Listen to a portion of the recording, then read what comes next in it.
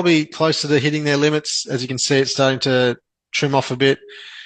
We were buying houses in Brizzy for about 250 grand back in 19, 20, 2021.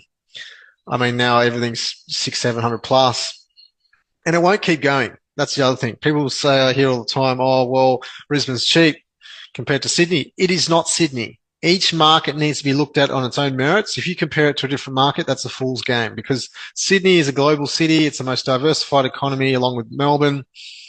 It competes with the same talent out of New York, Hong Kong, Beijing, LA, all these major markets. That's where it's at. It's not on the same level as Brisbane. So you can't compare one market to another. Every market needs to be looked at in its own light, on its own merits, and where it has been historically and where it could go in the future years ahead. Because markets do not just keep going on 200, 300, 400, 500% growth in its single growth cycle. It goes up, from the trough peak max 180 I've seen.